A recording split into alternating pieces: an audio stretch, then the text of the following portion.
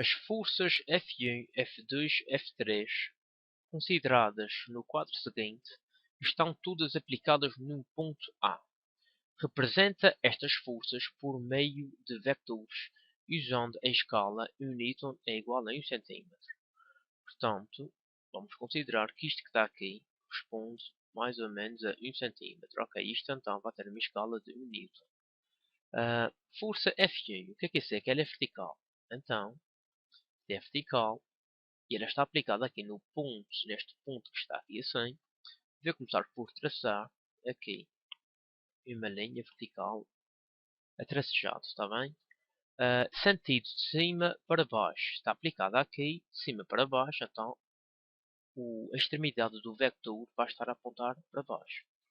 Muito bem, então faço assim, tá, ok. Pronto, depois não tem problema, eu posso fazer aqui uma linha um pouco mais comprida, está bem? Depois, tem aqui intensidade 2,5 newtons. O que é que isto significa? Significa que o meu vetor vai ter o quê? 2,5 centímetros. Vamos, isto vai ser mais ou menos. Tenho aqui, ok, 1 centímetro, 2 centímetros, metade, ok? Aqui metade. Agora, o que é que eu faço? O que é que vocês devem fazer? Então, pegam a seguir aqui na borrachinha e apagam aqui o resto. Está bem? Então isto vai ser o quê? Isto aqui vai ser a minha força F1. Continuando. Força F2 é horizontal. Portanto, tento passar aqui neste ponto. Vou aplicar o mesmo raciocínio. Tá? Vou agir da mesma forma. Traçar aqui uma linha horizontal. Tracejado. Tá, ok? E tem um sentido da esquerda para a direita. De esquerda para a direita. Então, começa aqui. A origem do vetor vai estar aqui neste ponto. E esquerda para a direita. Lá vai ele. Então, não há problema. Podem fazer isso um pouco mais comprido. Tá? Agora eu tenho uma intensidade de quanto? De 5 newtons. Ok. 1, 2, 3, 4, 5. Está bem? Agora, o que é que vão fazer? Depois aí na vossa folha, podem simplesmente apagar o que está a mais. Está bem? Pronto. E está aqui então o meu vetor. Não se chama este vetor, vai ser o vetor F2. Ok. Finalmente, o vetor F3 diz que faz um ângulo de 45 graus com horizontal e tem um sentido de baixo para cima. Portanto, eu vou considerar aqui 45 graus, mais ou menos. 45 graus. Isto aqui é mais ou menos 45 graus. Estão a ver aqui, tenho aqui o ângulo reto, 90 graus, 45 vai ser metade. Ok, então, vou fazer a mesma coisa.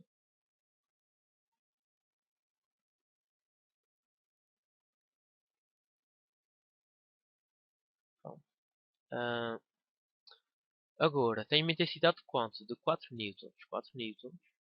1, 2, 3, 4. O resto. Portanto, é assim, é claro que convém, em primeiro lugar, fazerem a lápis e depois passar para a caneta, tá bem? Porque já sabem que vão ter que apagar aqui o que desenharam a mais.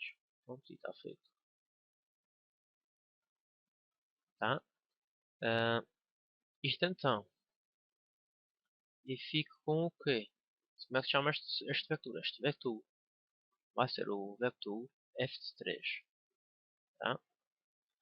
Continuando. Pergunta 5. Representa as forças aplicadas entre o homem e a caixa. É assim, o homem está a aplicar uma força aqui na caixa. Tá, ok? Na horizontal. Aqui, vou chamar esta força como sendo a força F1. E, ao mesmo tempo, vocês já sabem que as forças nunca existem isoladas. Elas existem sempre aos pares. Então, se ela aplica uma força aqui na caixa, ao mesmo tempo, a força não, a caixa aplica uma força de igual intensidade com a mesma direção em sentido contrário. Está bem? Tá? E aqui está. Estão a ver? O comprimento é mais ou menos igual. Devia ser igual aqui ao F1. Vou considerar esta força como sendo aqui o F2. Está a perceber? Entre estes dois ímãs. Ora bem, estes dois ímãs estão-se a atrair. Certo? Ok, então. Olhem só. Este ímã A, vou considerar isto aqui como sendo o ímã A e isto aqui como sendo o ímã B. Este ímã A atrai o ímã B, tá? F1. E o ímã B atrai o ímã A. Estão a ver? Estas forças, mais uma vez, têm que ter a mesma intensidade, isto é, os vetores têm que ter o mesmo comprimento, a mesma direção e sentidos opostos. Isto aqui vai ser a força F2. A seguir, a força aplicada entre a caixa e a superfície da mesa. Portanto, esta caixa aplica uma força aqui na mesa com direção vertical e sentido de cima para baixo. Opa, isto, ok.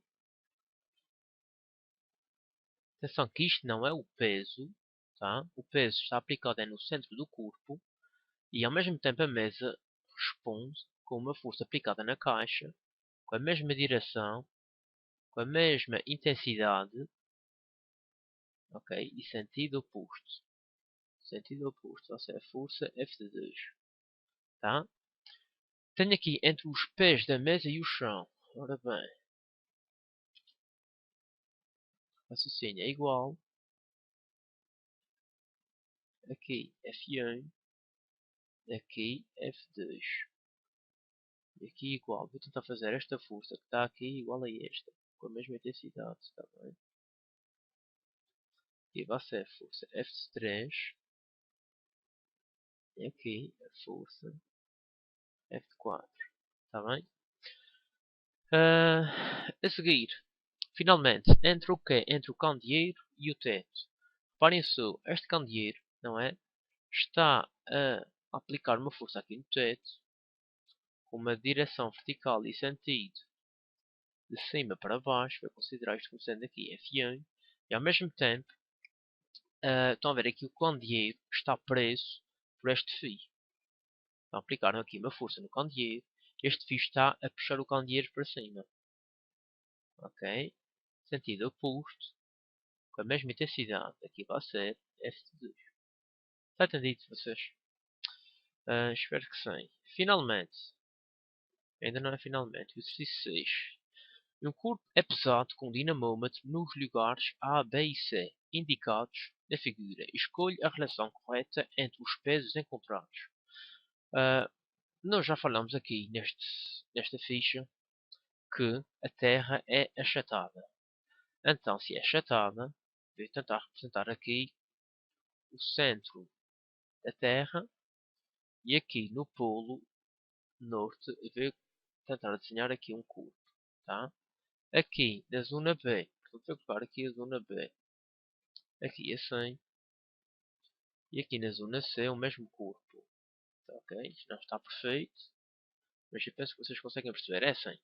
Como é que vai variar o peso? Vocês já sabem que a distância entre aqui o centro do corpo e o meu planeta, e isto é no polo norte, estão a ver? Entre o centro do corpo que se encontra no polo norte e o centro do planeta vai ser menor do que o centro do planeta e o corpo que se encontra no, na zona do Equador.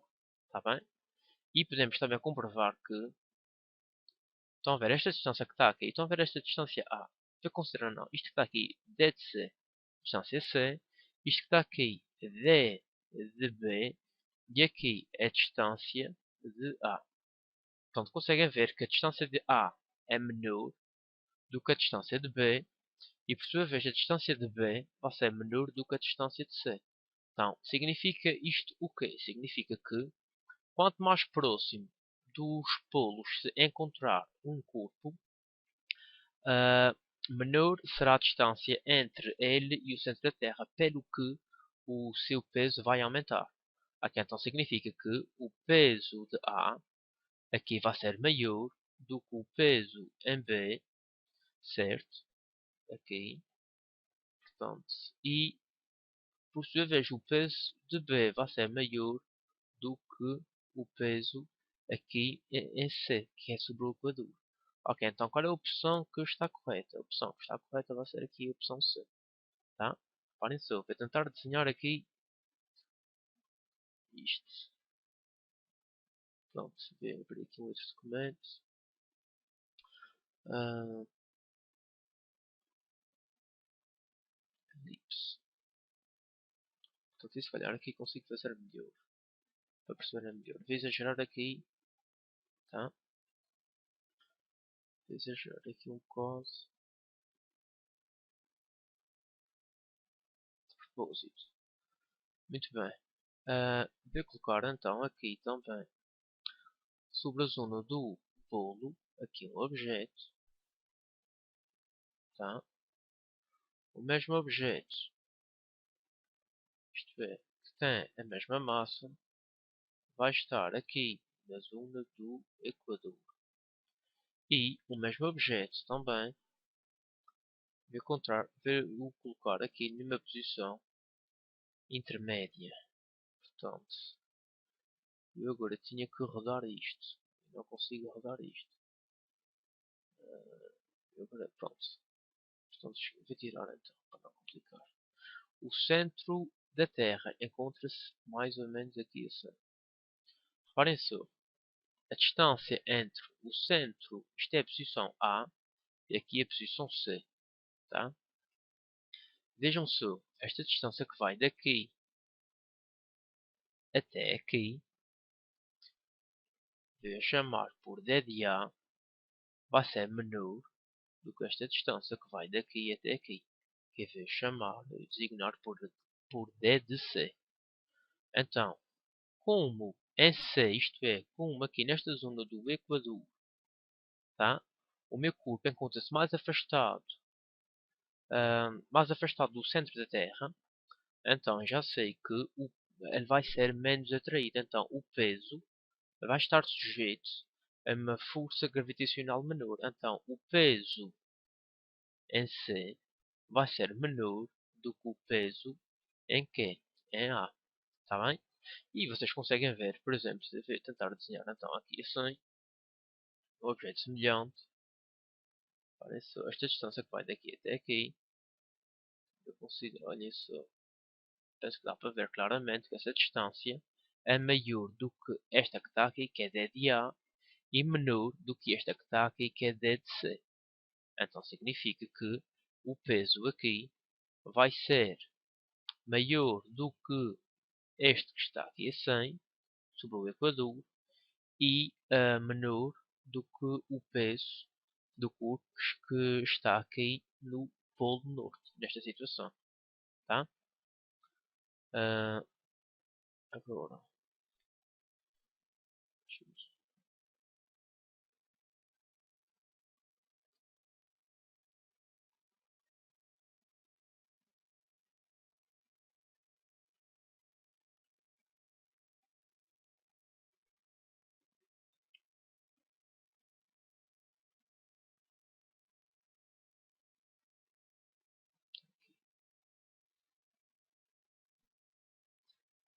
pronto, eu penso que agora já perceberam como é que varia aqui o peso ao longo, como é que varia o peso com a latitude. Tá?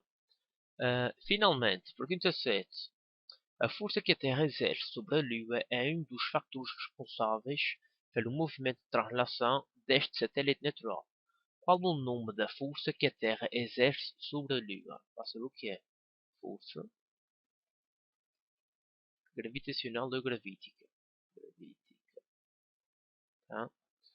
Qual o outro factor responsável pelo movimento da translação da Lua? Nós vimos isto na sala de aula. Fizemos até lá uma simulação. Ah, vai ser o que é? Então vai ser a velocidade. Tá? Nós até vimos que quando a velocidade diminuía, a Lua acabava por cair para a Terra. Tá bem? Continuando, 7.3. Observa a figura abaixo.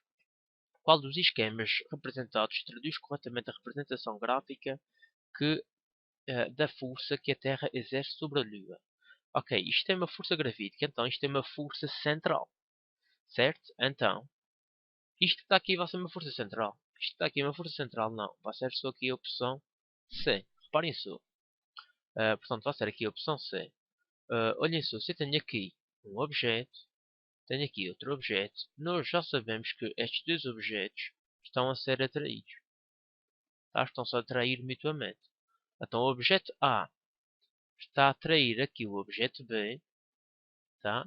E em simultâneo o objeto B está a atrair o objeto A para si com a mesma intensidade, está bem? Mesma direção e sentidos opostos. Então isto que está aqui vai ser o que é F1 e aqui vai ser F2. Tá? Então vocês estão a ver. É uma força central. Porquê? Porque está a apontar para o centro dos objetos. Tá? Então, a origem do centro está a apontar para o centro do outro objeto. Então vai ser aqui a minha opção C. Finalmente, o que acontecia à Lua se a força que a Terra exerce na Lua deixasse de existir? Ora, imagina. Isto que está aqui é a velocidade da Lua. Certo? Se eu cortasse, se esta força deixasse de existir, o que é que ia acontecer aqui à Lua? Acham que ela iria curvar? Não se esqueçam que ela curva, não é? Ela tem uma trajetória curvilínea. Porquê? Porque há aqui uma força que a obriga a fazer esta curva. Se não existisse esta força, ela seguiria em linha reta. Ok, então a Lua seguiria em linha reta. Tá?